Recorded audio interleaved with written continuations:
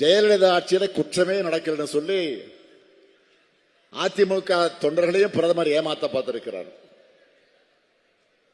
குஜராத் மோடியா இந்த லேடியான்னு தமிழ்நாட்டில் ஊர் ஊரா போய் அம்மையார் ஜெயலலிதா கேட்டாங்க தெரியுமா?